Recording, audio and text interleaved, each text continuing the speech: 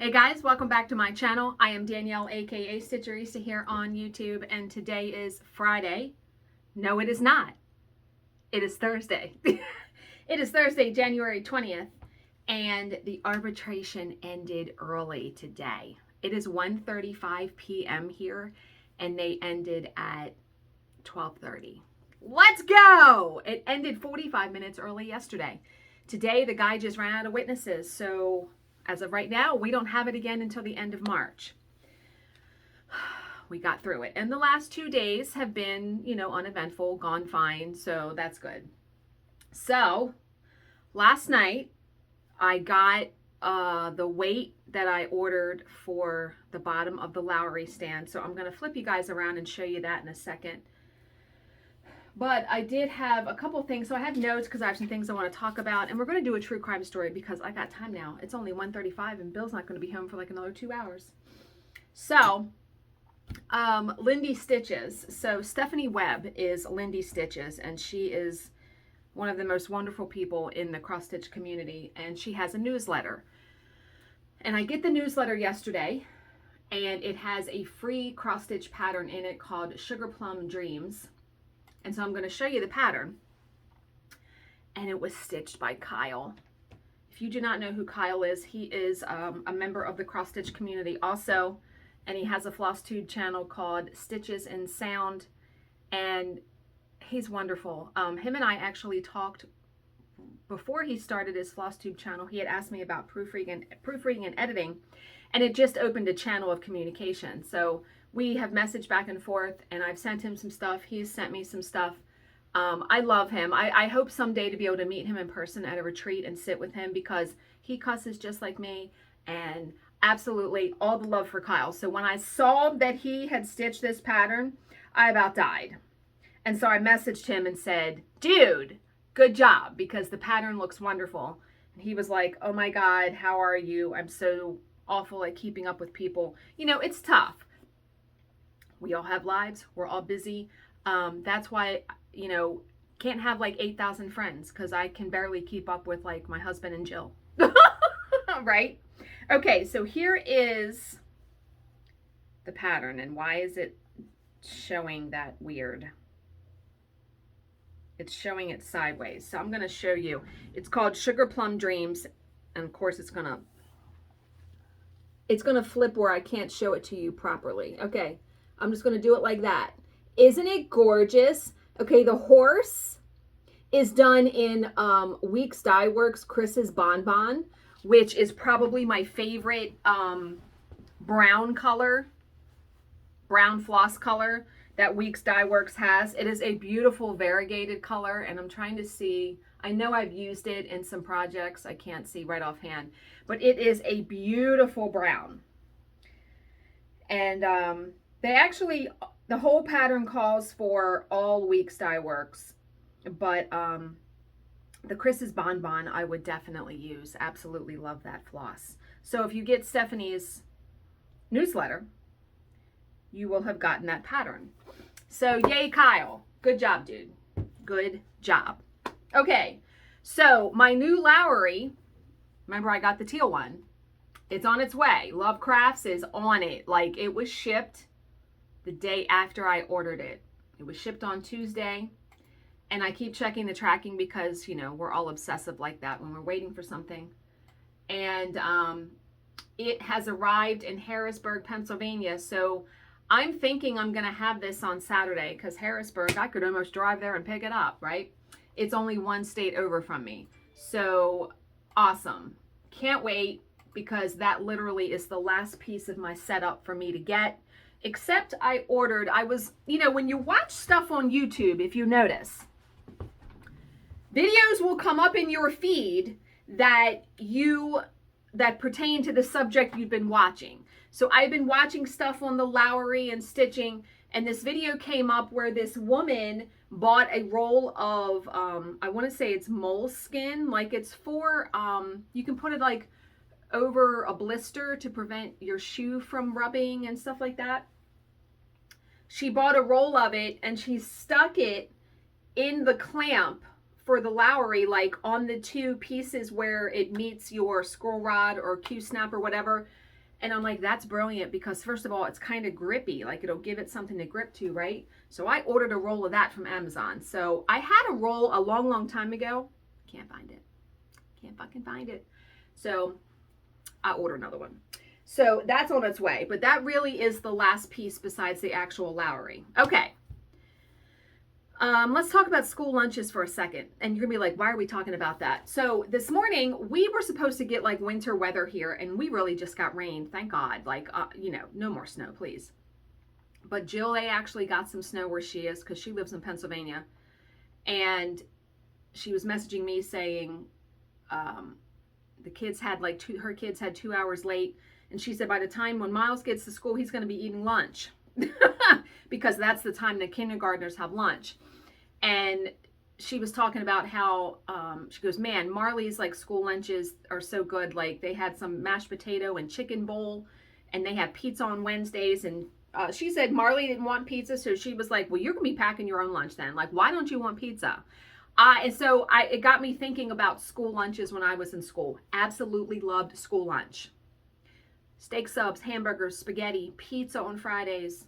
Bill was the same way. He bought 2 lunches because he was a growing boy, right?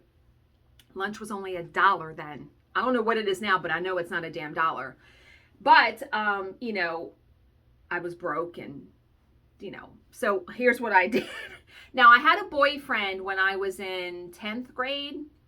And so I would just like pilfer from his lunch. He would give me like a cupcake. You know, I didn't really eat very much then. He would give me a cupcake and some of his whatever. Yeah, he packed a lunch every day. But when I was a senior, I decided to take woodworking as one of my electives. And I was one of 2 girls in the class. So surrounded by boys, right? And I say boys because even though some of us were 18 years old, not quite men yet, right? So I sit at this table and I happened to sit at the table with this guy named Pete, who at that time, my last name was McMahon. So, and his name was, I want to say it was like McMillan or something. So we were, our lockers were alphabetical order according to our class. So his locker was always next to mine. And I sat at his table. So we're talking and literally, and I fucking kid you not, for that entire semester, every day he gave me $1 for lunch. I would just be like, oh, Pete, can I have $1? And you know, I don't know if he liked me or what, but he would give me $1 every day for that semester to buy lunch. So Pete, wherever you are, thank you so much for feeding me all senior year, at least for the first semester. But isn't that like so funny, like that I remembered that. And what's funny is, I want to say it's been a couple years ago. I actually ran into him at AutoZone. Bill, we had pulled up and Bill went in to get something and here he comes out and I'm like, oh my God, is that Pete?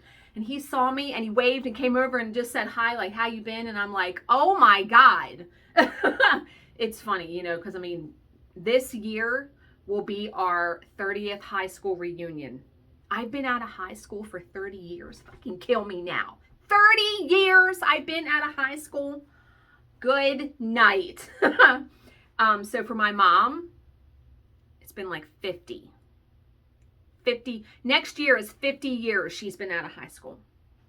50 years. Yeah, she hadn't gone to none of that shit. She doesn't like to go to none of that stuff. Okay. So we got, oh, and then there's another little lunch story. And this was a traumatic one because it's funny the stuff you remember. So in 6th grade, so our elementary school went from 1st to 5th grade. Middle school was 6, 7, 8, and then high school was 9 to 12. So middle school, you know, all the elementary schools, so it was probably like 5 or 6 elementary schools that fed into our middle school. So you went to school with a lot of people that you had never met before. So I just happened to sit at this lunch table and didn't know anybody. And these girls reminded me of like the Mean Girls from that movie. I was not cool or popular or nothing like that in school. So St. Patrick's Day, our local grocery store used to dye the sandwich bread green. Yeah. And my mom would buy it. So I packed my own lunch in 6th grade and I packed the lunch with green bread and I don't even give it a second thought. until I go to pull the sandwich out of my bag and the girls at the table are like, oh my God, what is that? You're going to eat green bread? So literally for like, I want to say a good week or so, I didn't eat lunch. And I guess I just kind of lost my appetite or had a growth spurt because I got really skinny like in 6th grade. Not that I was fat, but you know what I mean. As a kid, I was a skinny little rail. But yeah, I do remember that being traumatic where, you know, in 6th grade, you're not emotionally strong enough to say, fuck you, I'm eating green bread. Who gives a shit, right?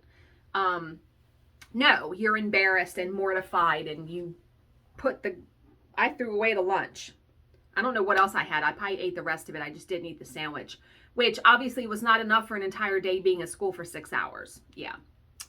Yeah, so to those girls, fuck you. Right? Like, who cares if I had green bread? Like, I would probably welcome that now. Yeah. Okay. So, what else do I have to talk about? Oh, the recliner. Okay, so you know, I got the new chair and I had the recliner and Bill listed it on Facebook Marketplace and nobody, he had listed it for $150. I think we had paid $250 for it when we bought it. And he was like, well, you know, nobody wants the chair. And I said, so a guy at his work was going to take it, but then he decided not to take it. We've asked everybody, they didn't want it.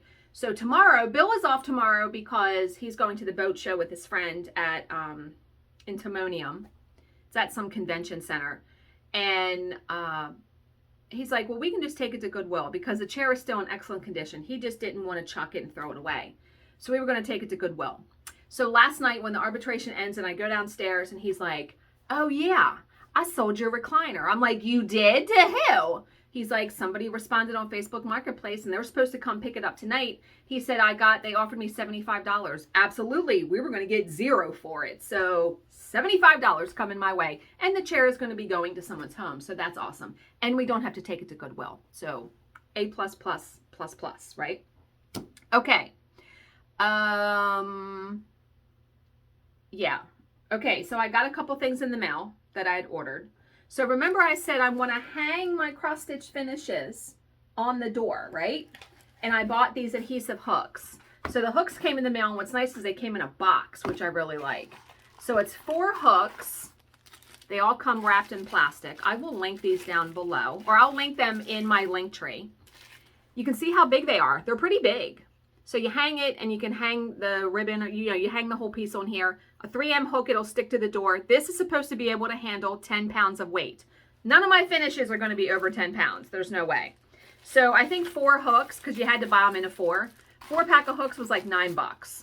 So happy to get them. So I will link those.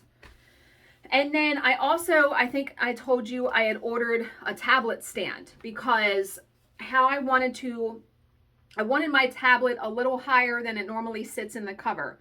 Let me tell you, you can see, once you get this in place, like this is hard to move. Like I had to put some pressure on it, which is nice because that means the iPad's not going to collapse. And it sits in this lip, and these are like rubbery silicone, and there's like rubbery silicone on the bottom. What's nice is I also bought this off-market or off-brand pencil it's like a stylus for the iPad, and it works. And I thought I was going to be able to magnetically stick it to the iPad, but because I bought a silicone case for it, it's not sticking. But when the iPad is in here, this pencil can rest right on this lip, and I'm like, bingo. Now, this is connected like Bluetooth, so this is chargeable, and I'm like, how many more things can I have that I need to charge? Like my Raycon earbuds, but I have all this stuff plugged in, so. But yeah, so I got those couple little things.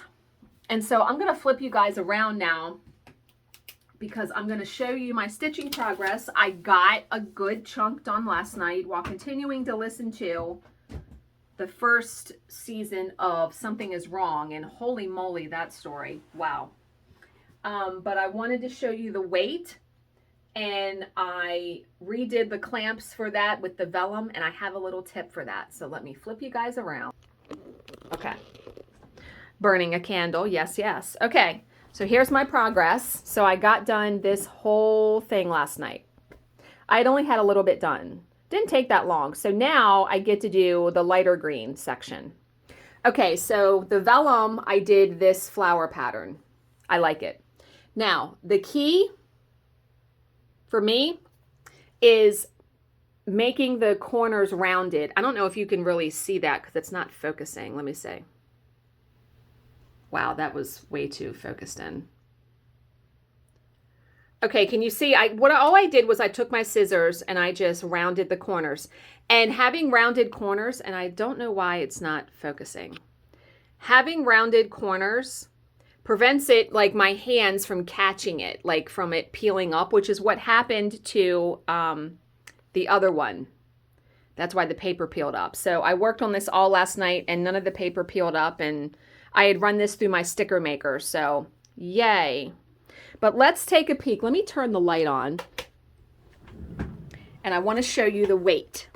So that's a 10-pound weight. And it fits pretty perfect on the base. And it's like wrapped in like neoprene. So it's not like hard metal clanging against metal. So yeah, this works perfect because you can see the whole reason I wanted the weight was so when I spin this out of the way, it doesn't tip over, because without a weight, it will fall over. And that was the whole point. Plus when I'm stitching, I can, you know, the stand's not wobbling at all. Yeah, so I'm very, very pleased. So when my new stand comes in, I'll be putting that weight right on it. And I also did something a little different. You can see I tilted my table differently, because with it being right alongside of the arm, I felt like I was contorting myself in a weird angle to reach stuff. So with the table angled this way, it's perfect now. Like I can reach everything fine. And I even sat there and pretended like I was stitching to see how I'm going to mark on the iPad and everything. And I know I absolutely love that markup, RXP or whatever it is, the app. It really is brilliant. I really, really like it. And what I'll be doing, like when I go to, you guys back around, going to retreats, I will take the iPad stand with me. Yeah. Now, when I go to my next retreat, which is not until April, I bought this bag. Let me show you, because I am always on the lookout to pack light. But still have everything I need. My suitcase that I have is giant. It's huge. And then I usually have my stitching bag. And I'm like, I literally only go for 2 days. So what the fuck am I doing? And so I'm sitting here and I saw this Facebook ad for this bag called the Weekender. So this bag can literally like fit on your shoulder, which was the, it sold me, but what's nice is this bottom part zippers and you can put shoes in it. However, when I go to retreats, I literally wear I wear the shoes I'm wearing. I wear tennis shoes. I don't pack any shoes. So I could put my stitching stuff in the bottom. My Velky Pataki, which is coming, this, the iPad, all of that right in the bottom. And it has a zippered pocket here. And then inside, you can see inside, it goes pretty deep. So, I mean, for 2 days, this is called, like I said, this is called the Weekender bag. So for 2 days, what the hell am I, you know, there should be no doubt I should be able to fit everything in here, because I don't pack a hairdryer anymore, because the hotel we stay at, or the hotel I stay at, has a hairdryer on the wall. And I don't pack a whole bunch of food. Like, I think I'll bring my cup and just drink water. Like, and it has this pocket, even has a pocket in here for your laptop, because I bring my laptop now. But I was like, this bag could seriously be the ticket where, okay, I'm ready to go. Now, it's probably going to be pretty heavy with all my crap in it, right? But even if I just had this bag and was just holding it like this and had no other bag, like my big rolly suitcase is giant. This could fit in the front seat of my car. I mean, it's crazy. And of course, it's not going to go back in there like it was. Oh my God. Yeah, it's truly crazy what I wind up taking for literally Thursday night, Friday, Saturday. I mean, what am I doing? I could even probably take that when Bill and I go to Ocean City for like 4 days. I'm going to be trying to do that, trust me. So I may do a little packing video when I go to my next retreat to see how that works. Okay, so we're going to do a true crime story today because I got time.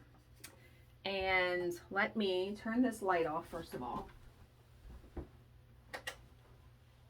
A lot of you liked my little cart, the little teal one. It's so cute, isn't it? I'm so glad that I bought that. But yeah, man, I've got quite the setup over here. Okay. And after this, I think I'm going to get a cup of coffee. I mean, I got to get up tomorrow early for my sonogram, which, by the way, a sonogram, ultrasound. Bill's like, why don't I take you? Because he's always up early anyway. And he says, then we'll go to breakfast. I'm like, okay, that sounds cool. We'll do that. Because he's not going to the boat show till like 4 o'clock in the afternoon or something.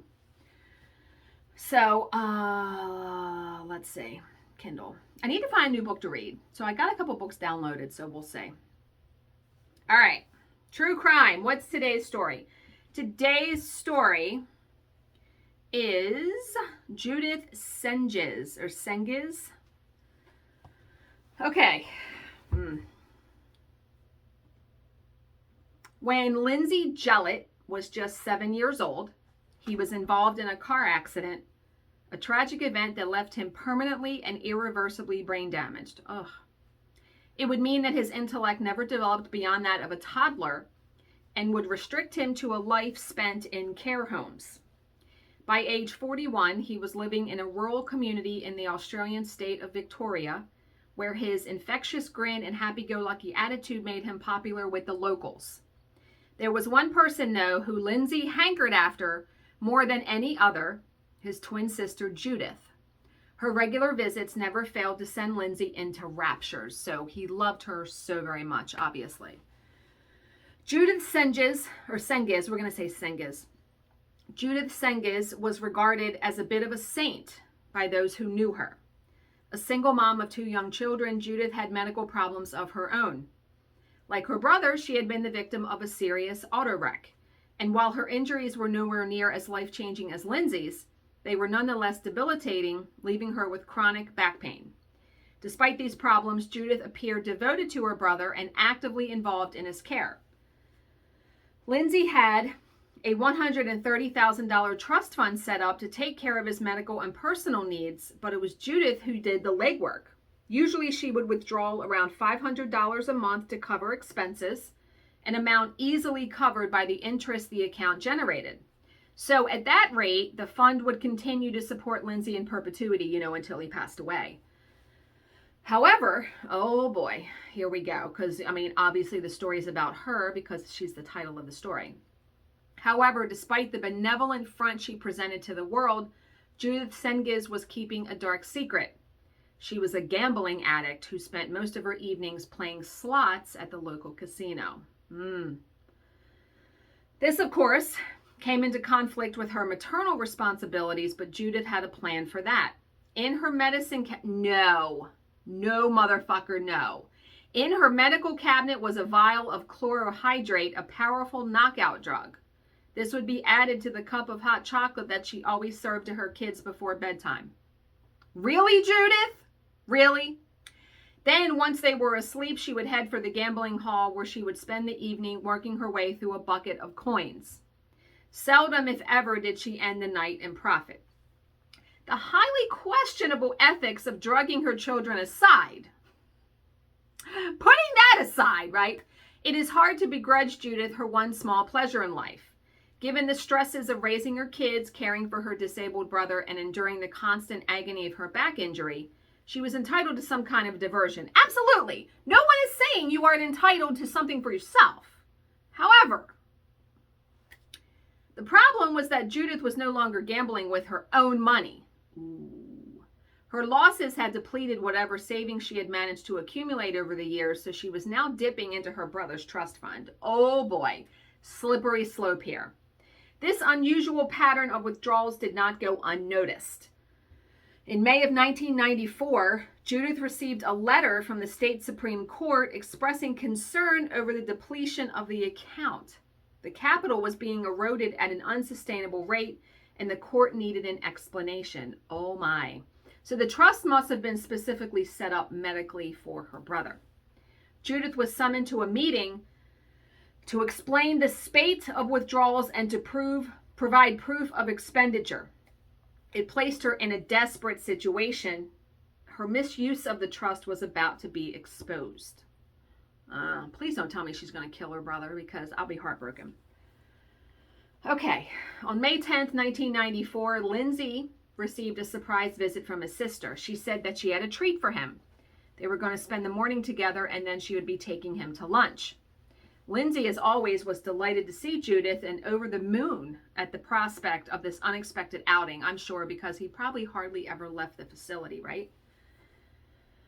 When he encountered an acquaintance at the mall that morning, he told her that this was the best day of his life. He reiterated that sentiment to Judith as they were driving back to the hospital after lunch. So early the next morning, Judith was roused from sleep by urgent knocking at her door. She answered those knocks to find two stern-faced police officers on her porch, and they had tragic news. Her brother's body had been found beside the road, the victim of an apparent hit and run. What? Judith. You know she's got something to do with it, right? So Judith was devastated by the news. It would be several minutes before she could compose herself enough to relate the events of the previous day. She told the officers that she had been driving Lindsay home when he had asked her to drop him at the golf course. This was close to Lindsay's residence, and he often came here to search for lost golf balls. He shouted to her, "I'll find you a pink one," as she drove away. Now she berated herself for leaving him at the course, even though it was something she had done many times before. So she is tearfully telling the officers Lindsay had such a difficult life. Okay, so this is something she had done before. So if he's that close to the facility, I'm guessing he just walked back, right? Or was supposed to. Instead, Lindsay did appear to have been unfairly targeted by fate. To have most of your faculties taken from you in a car crash as a child, to then have your life ended by another vehicular mishap seemed the cruelest of cruel fates. Yeah. However, oh boy, the actual circumstances of Lindsay's death would soon come under question. Judith. What was particularly puzzling to the medical examiner was the absence of impact trauma. What? This was a hit and run without the hit. Based on the injuries, it appeared that Lindsay had been lying down at the time of the initial collision. Then the driver of the vehicle had backed up and driven over him again. No. Don't even fucking tell me she drove over him. No. No. I can't. Also perplexing was the presence of the drug chlorohydrate. Oh, so she drugged him and then ran him over? All to get that money? Based on the quantity in his bloodstream, Lindsay would have been out cold when he was killed. So I'm guessing at least he didn't feel any pain. Fuck, what? The autopsy finding pointed to only one conclusion. Lindsay was not the victim of an accident, but of willful homicide. That in turn pointed to an obvious suspect, Lindsay's twin sister, Judith. Delving further into this theory, investigators learned that Judith had given her car a thorough cleaning on the day her brother died. All of that stuff is too coincidental, everything. She claimed that she always did so after visiting Lindsay, and friends and family flagged this as a lie.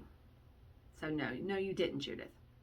And Judith's cleanup turned out to be inadequate in any case. A forensic team found her brother's DNA as well as fibers from his clothing clinging to the undercarriage of her vehicle. Oh my God. Then the police searched her house and discovered a quantity of chlorohydrate, the drug she frequently used on her kids, the same drug that had been found in Lindsay's system. Wouldn't you have gotten rid of it? Right? So shortly after, Judith was arrested and charged with murder. Reconstructing the crime, detectives' theory was that Judith had slipped chlorohydrate into her brother's drink during lunch. It had caused Lindsay to pass out in the car on the way home. She then dragged him from the vehicle and placed him at the roadside, and then she had callously driven over him, backed up, and done it again. Her motive for this heartless act was twofold. First, she would avoid the Supreme Court inquiry. Of course, we knew that was the reason. Second, she would inherit the balance of the trust, which would fund her gambling habit for months, maybe years to come. With motive and opportunity, and with a strong forensic case against her, Judith was looking at hard time. But luck, ill-deserved though it was, decided to shine down on Judith. What? Terrible injuries had been inflicted on Lindsay's body, but the medical examiner was unable to state categorically whether these had caused his death. Without that confirmation, the state prosecutor could not bring murder charges. The best he could do was one count of attempted murder. Judith was convicted of attempted murder in 1995. She was sentenced to 10 years in prison and would serve just 6 before her release in 2002. Well, her kids had to go somewhere. Remember, she had kids. So for 6 years, they were somewhere, and I can't imagine she would get them back when she got... So she's been out of prison for 20 years. What a horrible story. And you know what? Was it worth it, Judith? No, because you didn't wind up getting the money anyway. But I wonder, would she have served jail time if she would have come clean at the inquiry about the trust? I'm guessing she would have, because that would have been fraud, right? But it or who knows? You may not have even, she may just have had to maybe pay it back, restitution. And her brother would still be alive. Like, people, let's not. Can we not? Can we not steal from our relatives and then kill them to prevent us being found out? Wow. Wow, wow, wow. But you know what? I'm telling you, the motive for, the two basic motives for killing someone, money and love. Yeah. Okay. All right. So how are we going to continue to unfuck ourselves in 2022? This is a nice little question. Today's entry says, what if who you've become isn't who you really are? That's a little mind twister, isn't it? Because I think a lot of times we put on masks for the world. And only a few choice people get to see who we truly are, right? Interesting little tidbit though, right? I like that one. Okay. So let me know your thoughts down below on everything I've talked about. Quite a long video today. So I hope you guys are all having a great Thursday. As always, if you have any questions, please leave them in the comments section below, and I will answer them to the best of my ability. Thank you so much for watching and subscribing, and I will see you in my next video. Bye, guys.